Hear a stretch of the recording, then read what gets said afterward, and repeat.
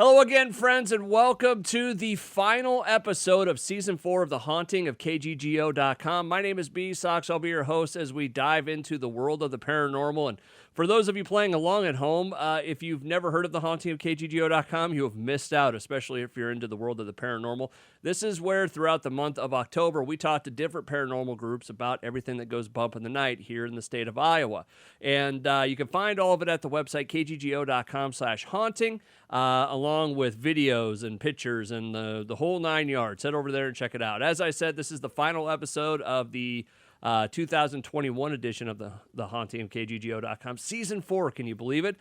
Joining me tonight, I have no idea where he's from or anything like that, but ladies and gentlemen, from All Out Paranormal, Rex Nielson is on the line. Hey, Rex, how you doing tonight? I'm doing fantastic. And where are you? I started to think about it. I'm like, I have no idea where this guy's at. I'm in Owine, Iowa. Owine, where's that? Do you know where Independence is? Vaguely. Which direction from Des Moines? We'd be northeast. Northeast, okay. Up by Decorah at all, or Cedar Rapids? Yes. We're up by Decorah and Postville. And My wife is actually from Lawler, so we go up that way all the time. So, New Hampton, Lawler, all of that. Well, anyways, hey, Rex, welcome to the show tonight. We're looking forward to talking about ghosts and weirdness and stuff. And I got to say it real quick. You were suggested, this is what's cool about the haunting, is you have different groups suggesting different people that would be, good for this. And the one and only Will Conkle, that tall son of a recommended you. Rex, welcome to the haunting, man. Thank you very much. I'm honored to be here. Now, when we've talked on the phone about this, and we'll get to, all the group stuff and the hauntings and stuff, but you said you've been doing this for a real long time, that you've got a lot of history in this stuff. Let's start with the simple stuff. How did you get into the world of the paranormal? I've been interested in it all my life, but it started when I was 5, and when we lived in Raleigh, Iowa. I had a room upstairs, and so did my sister. And in my closet, there was 3 steps that went into the wall, and I hated it. But one night, these 2 apparitions appeared, and they were like floating smoke. I could see the outline of them, and just 2 white circles where their eyes should be. Weird. And I could hear them in my head, and they were telling me the most disgusting, horrible, heinous things. I've never repeated anything they've ever said, and I won't. Oh, wow. They wanted me to kill my baby sister. Oh, do you think, real quick, and boy, we're kind of really diving into it here, but do you think they were like a human entity, or was it something else, or? The word evil's overused. Yeah. I've been doing this a long time, and I can honestly say it's 1%. Okay. Maybe. And then you're in a whole different realm when you've got, demons and such. They were dark. I don't know if it came because my dad was remodeling the downstairs, which does, make sure it's more active. All I know is it went on for almost 4 years. Wow. And like I said, and they wanted me to get off my bed all the time, and I refused to, because my bed was up in a corner. So I would sit up in the corner as far away from them as I could. Okay. And this went on for months, and they would, want me to do these awful things. I mean, it's putrid what they were telling me. What's no 5-year-old should ever be hearing. Well, one day I was. Oh, yes. No. I was going to ask you, you said he was remodeling and you didn't know if it kicked it up. Did the stairs used to go somewhere in your closet, or? We have no idea. I mean, I wonder if that was like, because how old was the house? I guess that's the first question. It had to be probably from the late 60s. Okay. Because, my house that I live in now is from 1901, and that was a newer house that we lived in Raleigh. I do know that. Okay, interesting. So you have these two entities of some sort visiting you as a kid, telling you to do just god awful things. Boy, did you tell anybody as a kid? Did it come up? And like most parents, I tell them about it, and they're, like, oh, you're just dreaming, you're fine. You just had a nightmare. Yeah. I was not sleeping. But one day I'd been out with my mom, and got to get me some Hot Wheels.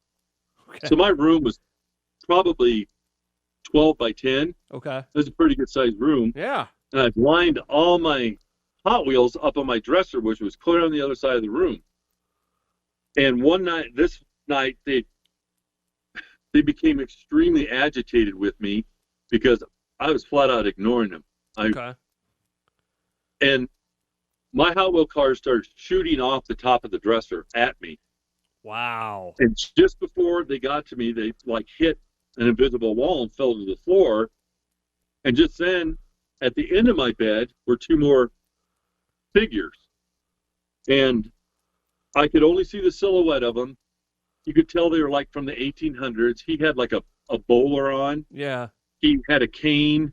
You could tell he had, the high starched collar. Yeah.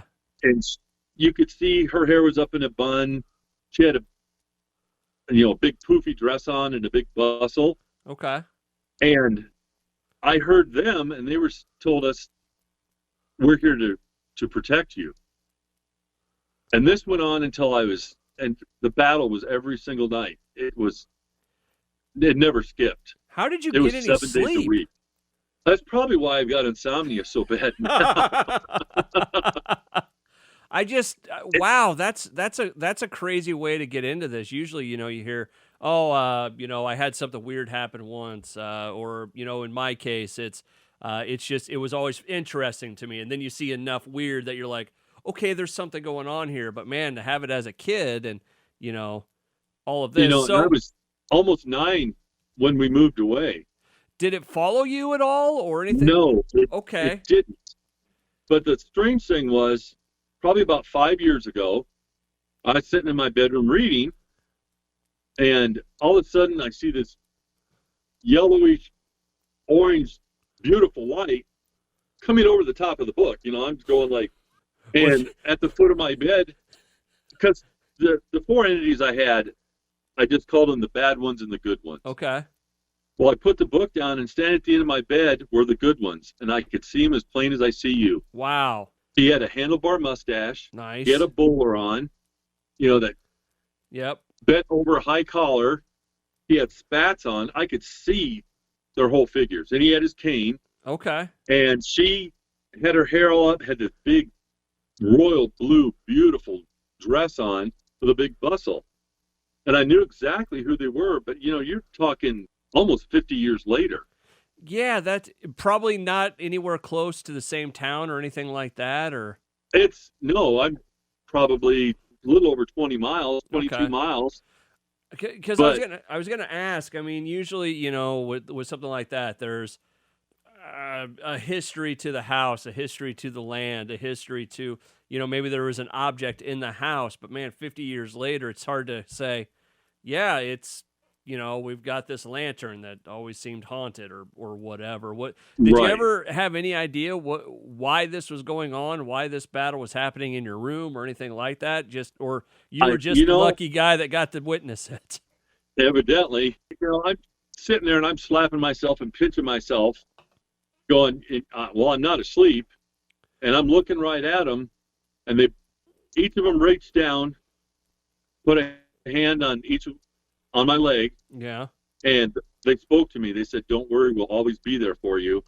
And then they just kind of faded off into that light, and the light was gone. I didn't sleep the rest of the night. I can imagine.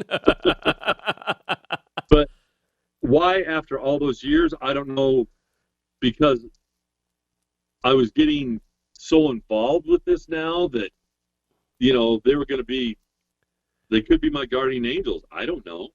So when you were a kid, I mean, I think you said about 8 or so, or a little younger, a little less. About 8.5. Okay. We moved away and moved to Oregon. Okay, so a little bit younger than that. What after you go and move away to Oregon and stuff? I mean, for a lot of people, if they had this experience, it'd be like, you know what? I don't want to have anything to do with it. It's done. It's just from kind of what I know of you so far, it wasn't done. What was kind of the next thing for you? Was it just reading everything you could? Was it investigating? How? And it was. I read everything I get my hands on. And of course, now we moved to Oregon, and we lived actually 2 miles up a mountain on an Indian reservation. It was a little community that was up there, and the house down from us was an actual Indian chief. And he would tell us stories, about the red-eyed beast, which we're talking about Bigfoot or Sasquatch. And it was amazing to hear him listen and about how spiritual that Indian people really are. And it just festered from there. It just kept blossoming. Unfortunately, he met an untimely death. And if my dad would have been there with him, it would have killed my father as well. Oh, wow. But for some reason, Dad didn't take that one job. He was amazing. I mean, he was 5'0", but he was an amazing, amazing man. And like I said, and then we moved to Idaho, and I just kept finding, back then, it's not as acceptable back then as it is now. No. So a lot of the stuff, because over in England, you could actually go to school for parapsychology. Yeah. There was nothing in the States. You had to go over to England to do it. Well, I would write things and look up things because, really didn't have the internet.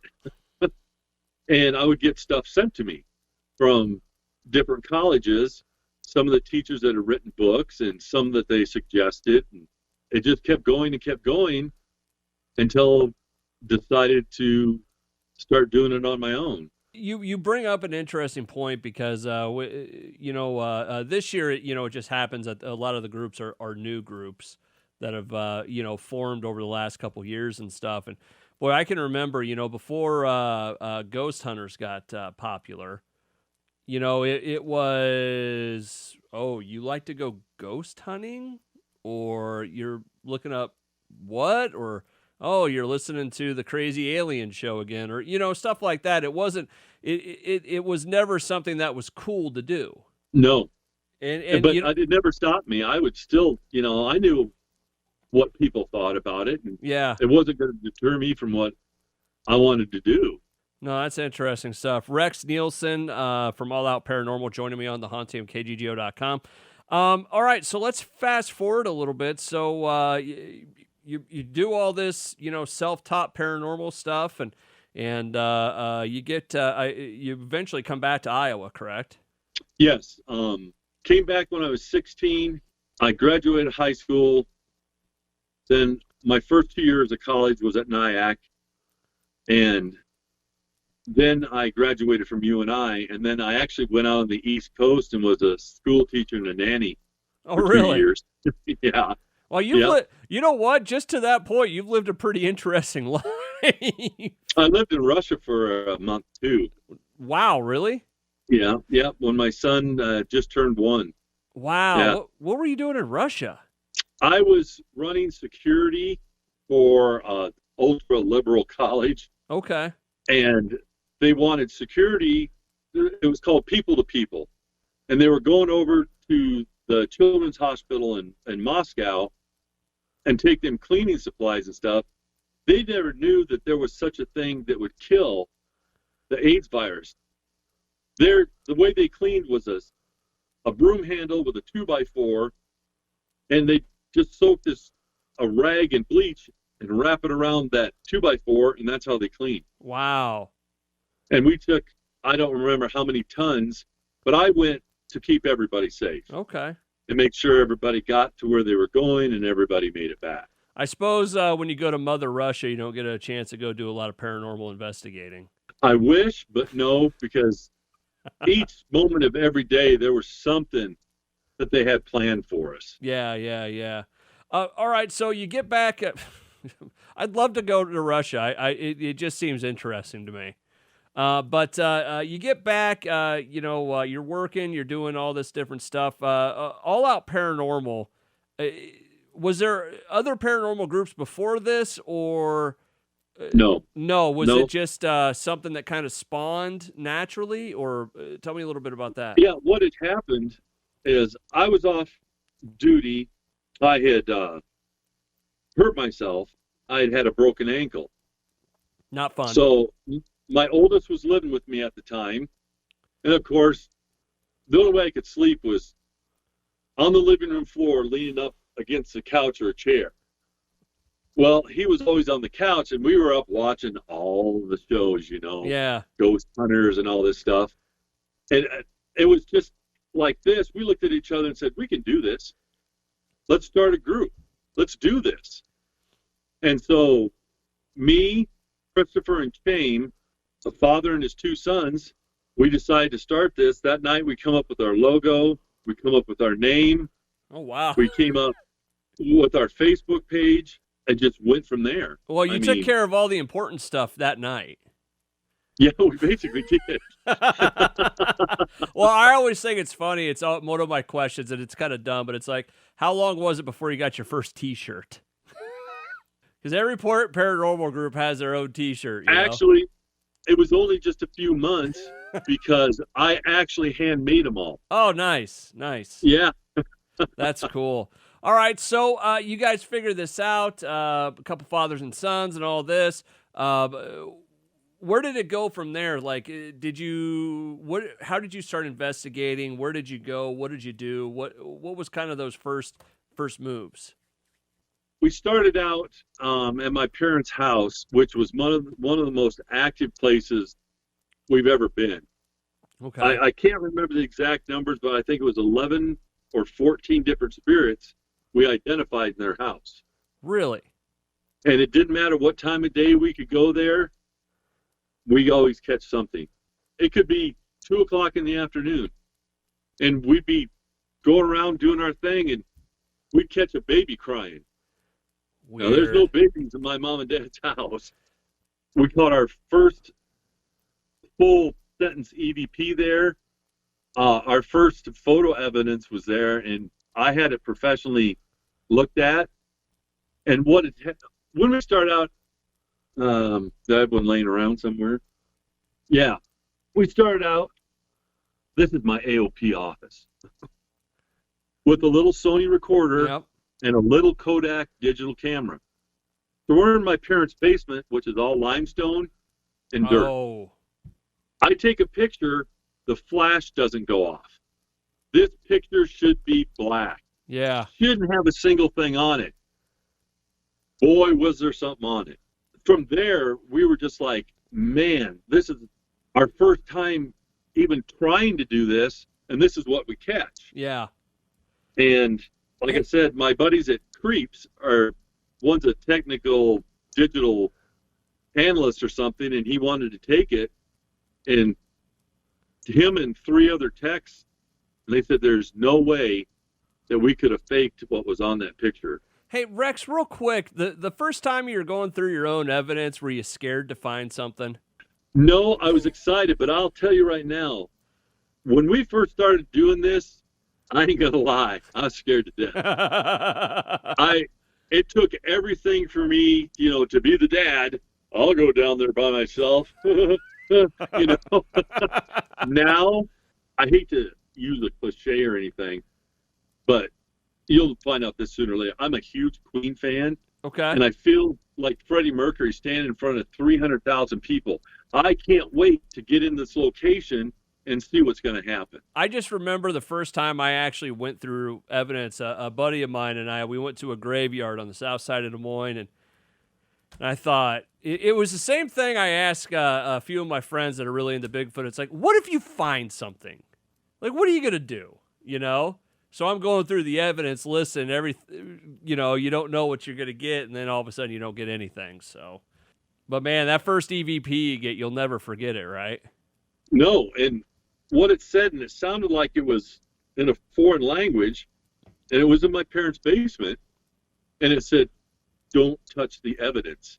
And my parents' house was a morgue at one time. Oof. It was used for the Underground Railroad at one time. It was many faces where that house was used for. But nothing there was ever malicious. Okay. One of the things was my mom would get so mad. She had this big Persian rug in the dining room, blue. Well, she'd be vacuuming it, turn around, there'd be little dust footprints going across it every time she vacuumed. And she'd go, will you stop walking across the carpet? I hate having to vacuum this all the time. Yeah. And it was stuff like that. I mean, it was never anything malicious. Everything was positive that we actually come across. Okay. But after my dad died in the house, I was done. I wasn't going to do any more there. Did you think you might come across him? No. The thing is that bothers me, I mean, people can do it. When people ask me, I don't suggest it. You know, I'd love to hear from my mother or my father or my sister or uncle. You're in a vulnerable spot. Yeah. So anything can present itself saying that it's your loved one, which you have to be extremely cautious about. And that never crossed my mind. After he passed away in the house, I thought that was just closure. Okay. That chapter was done. And now they don't own it, so somebody else owns it. So now your dad's messing with somebody else, is what you're saying. Probably, there you knowing go. Him. See, that's the thing. I wouldn't want to do my folks' house because my dad would mess with me. I know he would. But Rex, so after you guys go and find all this great evidence at your own house, where did you guys kind of go from there? Did you do? Because I always think it's interesting. Did you go to the places that are essentially pay to play, or private residences? What was kind of your gig from there on out? We got into it for private residences to help people, because it was funny. We'd get a call, and the first thing they'd say is, "Please don't think we're crazy." And my response is, "Really? Look what I do."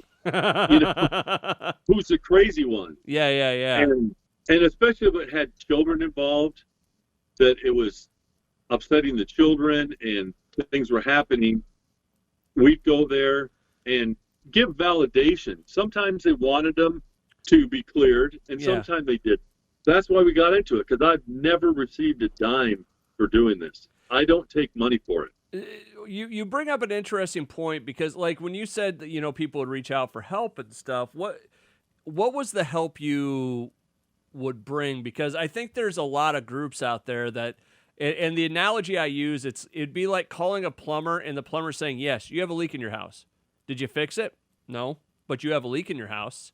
When someone calls you in for help, what does that mean? How can someone like you help somebody with this sort of thing, other than just saying, "Hey, we caught a creepy sound in your basement"? Yeah, but you're fine. It's no big deal. There's times where, and I always try to debunk stuff. Yeah. And going into my second decade of this, there's a lot of things you can look for to debunk something they've heard, or could cause a knock or footsteps on the floor. But very few places, only two that I can remember, that we debunked everything.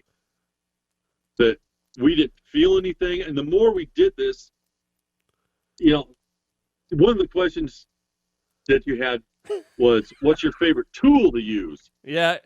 Real quick, for those of you paying attention at home, before we do these interviews, I'll usually send out these questions that they're not like verbatim. We're going to talk about it in every interview, but it's to get the juices flowing. And one of them, you always have what's the scariest place ever? What's the place you don't like? And blah blah blah. You like the last one, which we may talk about here in a little bit, but yeah, one of them is there's a lot of different tools, and a lot of different groups have different thoughts on tools. Some are, we've got more technology than, the West Wing, and, that we take to places. Some places rely a lot on their senses. I think there's kind of a spectrum, and, some people use the dowsing rods, or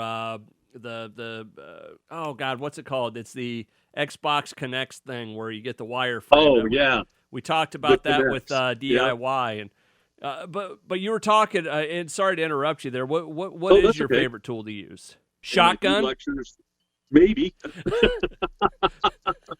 Yes, full of rock salt. Well, I learned a lot from the Winchesters. Yeah. Why do you got a hand grenade? It's a holy hand grenade. There so you go. we're safe. There you go. But that question always gets posed, and I'll look at them and said, for me, and I think for you, is this, your body. Yeah. Your body's going to react and feel things that no piece of equipment is going to show or tell you. Yeah, it's just hard to validate that is the Right. problem. So, and when we'd go into investigations, we'd learn about the house when we got there, and we'd say, where has this happened or this happened? But we didn't want to know what the experiences were yeah. to have that already in our head, because as humans, it doesn't take much for us to go that route Yeah. when a suggestion is made.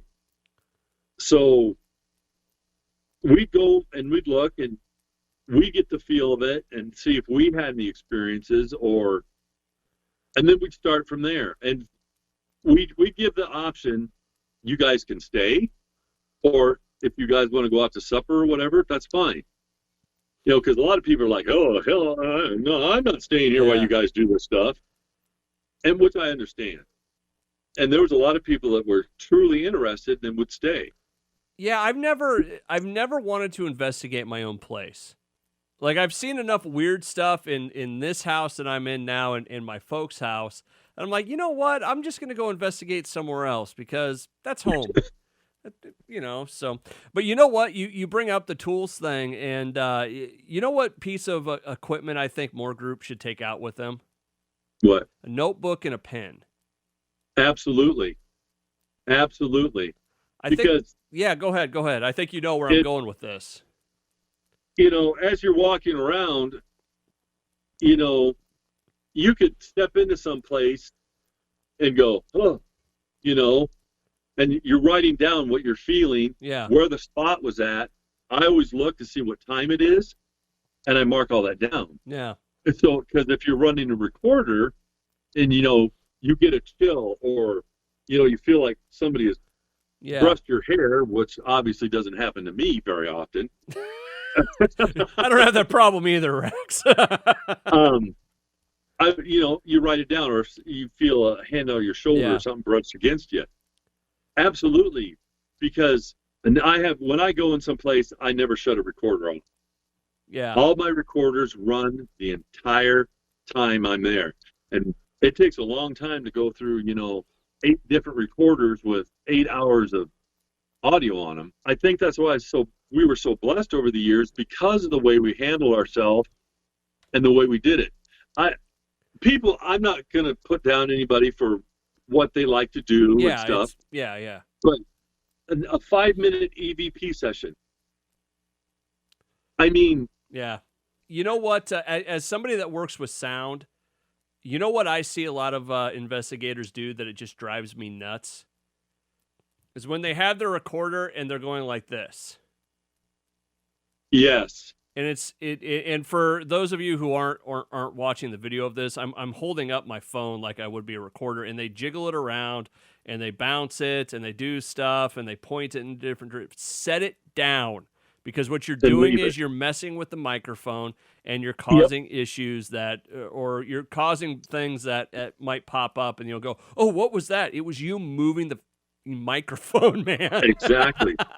And see, what I did is I got these tabletop microphone stands. Oh, those are awesome. Yeah. And I put the recorder in it. You set it down. You set it and you forget it. I mean, it's as simple as that. You know, because moving it around, they're so sensitive. Yeah. You catch everything. You know what I've always been interested in, and I don't know if anybody's ever done it, but a lot of people have the video systems, you know, that have like wiring going to, you know, like DVR systems. Yeah. I've always wanted to take a soundboard in with a whole bunch of mic cord and run microphones to different parts of the building and have them all be in one recording. I did that when I was in Colorado. The people that own the St. Cloud Hotel, which is in Canyon City. Yeah. I have an aunt and uncle and cousin that lived there, and the owners of it got a hold of my cousin. They flew me down. Oh, wow. They paid for everything, and I got to go in it. They bought it and they're going to restore it because it's on the National Historic Registry. One time the KKK had owned it for 4 years. Oh, they geez. had their own bank and vault in there. Wow. And all the two-way mirrors I found in that place. Oh, I bet. Was weird. But the vandals that got in there and just, it was a magnificent place at its time. Well, I get a lot of Tascam stuff, and I got the Tascam. I can't remember what the number is on it, but you can put 4 microphones off of it. And I had it set, and I've got boxes of microphone cords. And I didn't have my soundboard at that time. I just recently got that, but hooked it all up. And actually, that was recording, but I hooked 2 more recorders to it as well. And I run it to as far as I could go, to every floor. Oh, cool. And I'm still going through that stuff. Oh, wow. I'm alone now. Neither one of the boys are in the group. Okay. It's just me. It takes a long time for one guy to sit there and watch, 24 hours of video. Yeah. 32 hours of audio, and 3,000 to 4,000 pictures to go through. And as many as I've had back to back to back to back, it's taken me longer to get through it, but I like doing it. Yeah. And and I've talked to people about, doing something like this where, this is more of a passion project for me than anything else, because I like talking about this stuff. Rex Nielson from All Out Paranormal joining me on the line right now for the haunting of KGGO.com. You can find out more at the website, kggo.com/haunting. Rex, with all the evidence you've kind of brought up, what is the single best piece of evidence you've ever collected? Man. I know, it's a big question. It's like, what's your favorite place that you've ever done? It's asking me, like, which son do I love more? Well, which one do you love more? Like, they're exactly the same. Every place, I can't just narrow it down to one, because every place has something different to offer. Okay. No 2 places are alike. Okay, let me rephrase. What piece of evidence made you go, I can't believe we caught that? The one that made me do it lately is I was at Malvern Manor in Malvern, Iowa. Yep. And Josh Hurd, good friend of mine, my wife and I had the place to ourselves a year ago. And just the 2 of us went down there. And I have the wireless cameras that are sound and motion activated. Yeah. And I had them set up everywhere. And there was a lot of weird stuff that went on that night. That's what I've heard about that place. I've never been there, but I've heard a lot of great stories. And we had Hurd was actually on the show last year, so he's an awesome guy. Yeah, he's a lot of fun to talk to. Fun. Yes. I'm sitting. There's an area there when you spend the night. There's couches and recliners and stuff. It's kind of a gathering area. And my wife had fallen asleep on the couch, and I'm in the big recliner, and I've got my tablet, and I'm checking all the cameras. And I didn't see it till I got home, but the next day, after all this stuff just went haywire that night, I was watching the camera that was in our room, but it was pointed down the hallway, which was pointed at Josh's office, and then the door to the right, which is his studio. Well, the camera started tracking. So I'm watching it, and I caught 29 seconds of a shadow figure. Oh, weird. On that. And you can see it in the door jamb of his studio. You can see the shadow moving on the edge of the door. And then all of a sudden, it like disappears into the floor. Then the whole figure steps out of the room and walks down the hallway. That was like, oh my God, I can't believe. I've caught stuff before, but never almost 30 full seconds of continuous.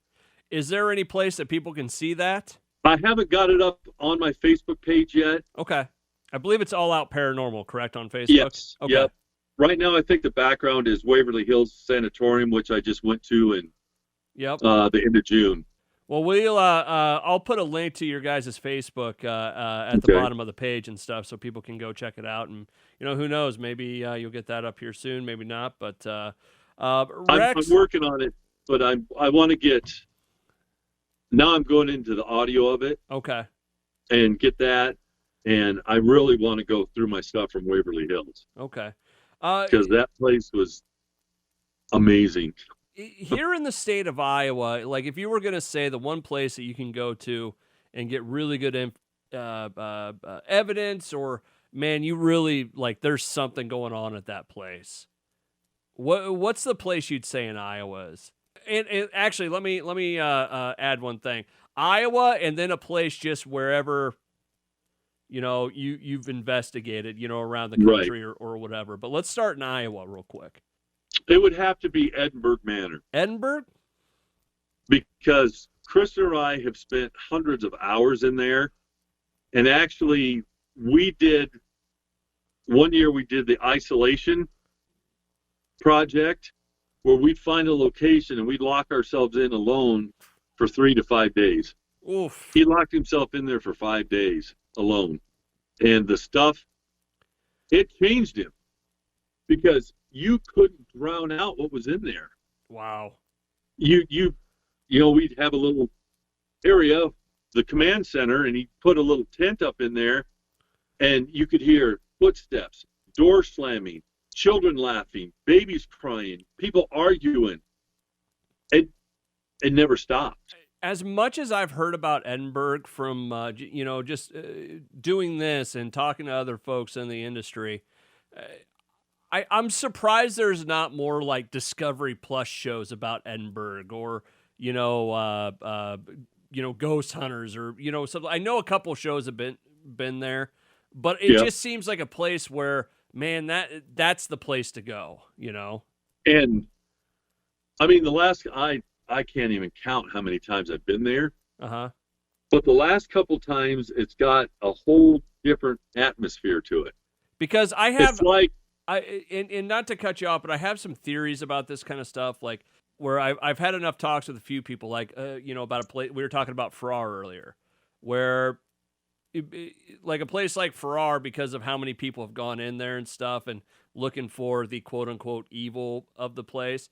Like, what did you drag in on your shoes into the place and leave there? What did in that whole idea of if you believe in it enough, it kind of manifests, into something. There's places like that I wonder, okay, did people drag this stuff in there and it's made it just 10 times worse?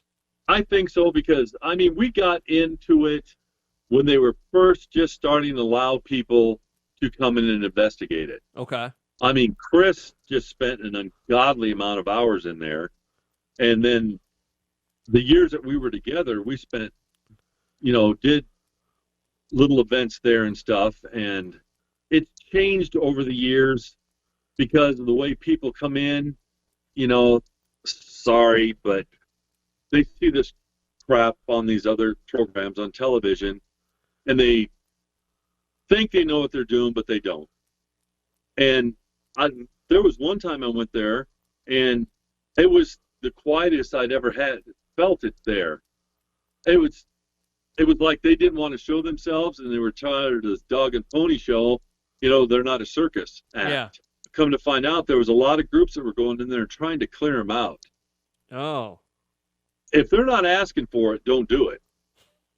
You're overstepping your boundaries. You're messing with something you have no control over, and you have no idea what's going to happen. Real quick, have you ever seen that backfire? I have. Probably a personal residence or something like that, maybe? No, it was actually at Farrar. Oh, really?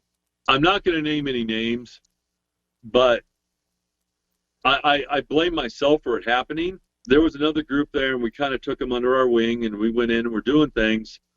But I'm a man of faith. I pray myself in, and I pray myself out, and I tell them they have to stay here. You can't come home with me. This is where you belong. I'll be back, and I thank you if you've talked to me or you've showed up on my film. I didn't do that. And it come back. I put all the blame on me, and it come back to bite me in the butt. Really? It happened to an individual, and I've never been so felt so hopeless because the person I was looking at was not the person I knew. Really? And this person wanted to rip my head off. And it took a while, but this person changed because of it too. Okay. And I blame myself because I always have done the same thing.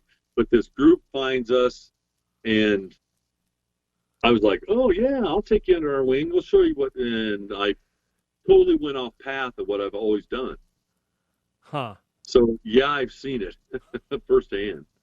Rex Nielson from All Out Paranormal joining me. Going back to, we've hit some real deep spots tonight, Rex. supposed to have some fun with this, but let me ask you that, and this does kind of go down the path. Going back to Edinburgh real quick, what's the piece of evidence that scared you the most from that place?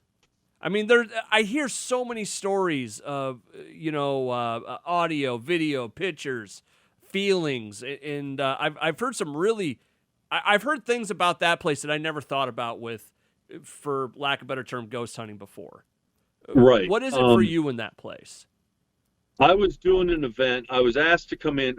Another group was doing an event there, but because I'd spent so much time there and been there with Will, they wanted to bring me in. Is this Edinburgh or Farrar? Farrar. Okay, Farrar. And I said, absolutely, I'll come help out with your event. And so I basically got to do my own thing. There was an individual there that I steer everybody away from him because, number one, he's a poser and he's got some darkness around him. This is a real person. Yes. Okay. Yes. And, well, if you've been to Farrar, you have to go down to the gymnasium to use a bathroom. Yep. Well, I was up in like the command center, and it was just blistering hot here there. That place is either hot or cold. There is no in between ground. Exactly. Well, I go downstairs, I go to the bathroom, and I come out, and I'm alone in the gymnasium. I've never had this foreboding feeling or anything like this ever before. This shadow starts to my left, and it blocks out the outside lights from coming through the window, and I feel these massive hands on my shoulder, and the entity or whatever it was like, you need to leave now. And so I was like, I don't mean to laugh, but I kind of got pushed towards the stairs, and I went upstairs, and I went to the command center, and I stayed there because whatever this was a heck of a lot bigger than I was, and I'm 6'7" and 300 pounds, and I wasn't so much as scared, but I was definitely warned. Was it something that just from down in the basement area, or because of this other person, or because let me put it like this: a giant dark entity puts its hands on my shoulders and tells me to get out. I'm not even going to the command center. I don't know you people anymore. I mean, I'm doing it for so long, you've gotten to the point where this stuff is going to happen. Yeah. And the worst thing I tell people is don't show it fear because you give it more power. They feed off of that. And sometimes it's tough, practice what you preach. But everybody wants to look daring in front of a lion until the lion is there. Yeah, exactly. And I went upstairs, and I had people coming in and checking and saying, no, I'm fine. It's just too hot out there. I'm going to go over my evidence and stuff. But the worst part was, as I get upstairs and I'm sitting there, I'm going, man, I have this burning feeling in my chest. I lift up my shirt, and I have these two huge scratches that go from here clear down to my belly. I mean, the way they were, you would expect there had been a rip in my shirt or something. Yeah. But I just I got this burning feeling. I'm like, what the heck? And I lift up my shirt and I go, oh, super. there's another thing telling me to stay where I'm at. Oh, So, wow. So that all happened at Farrar, huh? Yeah. Wow. Yeah. That's insane. That'd be enough for me, I think, in that place. Be like, you know what? We're good. We're fine. Yeah. Rex, let me ask you that. Actually, Oh, go ahead, real quick. I think that was the last time I was actually at Farrar. Oh, really? Yeah. Don't need to go there anymore. Rex Nielson from All Out Paranormal joining me. Real quick, if you were going to throw some advice to other groups out there, maybe groups that have been doing it for a while, or maybe the new groups, or what have you, what would be the piece of evidence, or piece of advice you'd throw out to a group? Just be aware of your surroundings and be cautious. Because when I give tours and stuff or whatever, and I take a group, which I love to do, but I set it down in front of them. Yeah. This is the coolest thing you're ever going to do, but it's not a carnival ride. You're not going to be playing grab, yeah, or this high school crap. You're going to pay attention and do it. That's why you're here. And I've told them, if you start doing it, I'm throwing you out. You're done. Even people that have been in it or just starting out, be aware of your people, keep track of each other, and be aware of your surroundings. Okay. Because there are paranormal investigators that get hurt and killed every year for not following, trying to push it too much. And I mean, as All Out Paranormal, that was one thing we did. We pushed a lot of boundaries, but thank the Lord, we've come out smelling like a rose 99.9% of the time. Some people will say, oh yeah, whatever, we'll do what we want to do, which is fine. Because we have a 3,000 mile radius around Iowa where we've been and investigated. Take it or leave it. I think I know what I'm talking about when it comes to certain things. And the thing is, you have to take it seriously. I mean, have fun. Part of human nature. And the more you bring fun into it, you actually get better results.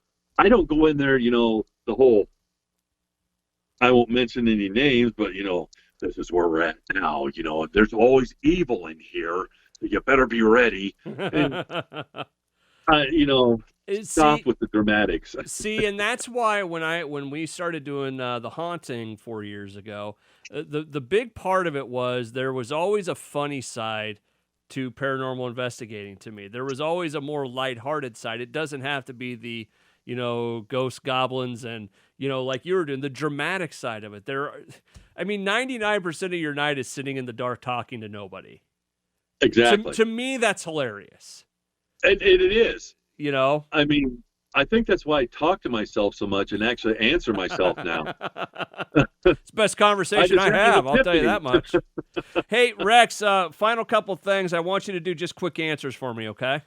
Okay. All right. Favorite tool to use on an investigation? Myself, my body. Okay.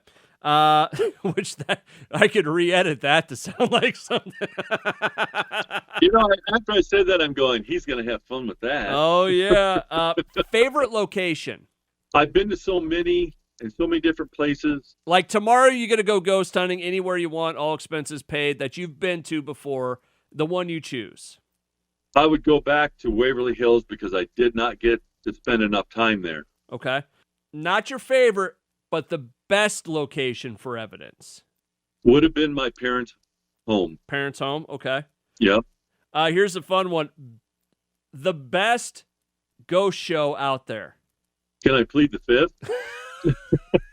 See, actually, the Dead Files. I mean, okay. I'm friends with Denise Pridemore, and she's been on a lot of shows. I've been on her radio show 3 different times, and I met her at an event at Marshalltown. She was there. Oh, okay. And first time I got to meet her, and I just, what a wonderful lady. And she actually met those two, the detective and the medium, on the Dead Files. And she goes, that show is no joke. That's interesting. And that one, it does interest me because neither one of them are sharing any information with each other. Mm-hmm. But they're both becoming dead on everything. Okay. Just from him being a homicide investigator or whatever, and her being a medium. I think it works very well, and it's a good program. I do like that one. Worst TV show. and the reason I ask this, and people might think this, but let me give a little bit of preface before, because I've had enough friends and people that have been in this area, paranormal and the weird and being on TV shows, that the TV shows always change it. They try and make it more dramatic. They try and make it something it's not, and it always makes me mad, and it's a big reason why I don't watch a ton of the TV shows anymore. Because exactly. what they did, what some of those groups did to Farrar or my buddy the Olney brothers, what they did to their Bigfoot story. It's like, really? Come on, just tell the story. If you're going to make something up, just go make it up. So anyways, worst one. And nothing against them or anything, but Ghost Adventures. I was going to say this. They got into it for the right reasons. Now it's all FaceTime. It's all sensationalism. Everything's, ultra dramatic and all the drama, and everything's evil. Crock-a-bowl. No, it's not. And it's not reality TV. It's still all scripted. Yeah. And who was the guy? Was it one of the cameramen or something that he left it because of that? Didn't he? Yes. If I remember, I can't think of what his name is, but I met him a couple times. Is it Groff? Yeah, Nick Groff. Okay. Yep. All right, interesting. He does his own thing now. Well, hey, since you're friends with the one radio lady, the paranormal lady, tell her to get a hold of me. All I want to do is be a guest on something. I'm kidding. Rex Nielson from All Out Paranormal. Thank you so much for the time. I think that's a good place to wrap up. Best of luck to you and all this stuff. Look to hear from you down the road, man. Absolutely, and I'm truly honored to be on. When Will said, "Hey, Adam's going to be getting a hold of you," I'm going, shut up, because we've been friends a long time, and he likes to pull crap on me, and he goes, no, I'm serious. And I said, yeah, when I get the phone call, I'll believe it. And then you called, and I'm like, damn, I got to apologize now. Will and Jacqueline are good people. I like both of them. And it's one of the few people that I actually have to look up to. I know, right? I'm 6'7", and rarely do I have to look up to somebody, and he makes that known all the time, too. I just like to dedicate every Def Leppard song to Will. So, all right. Well, Rex, you have yourself a good night. Thank you so much, man. We appreciate it. You bet. Thank you. It was an honor and a blast. Had a lot of fun. This is The Haunting of KGGO.com, a KGGO.com exclusive. As I said, friends, this is going to wrap up and be the final episode of Season 4. Thank you so much for watching. Make sure you go check out all the seasons over at the website, kggo.com/haunting. And we'll see you next year. And most importantly, have a happy Halloween.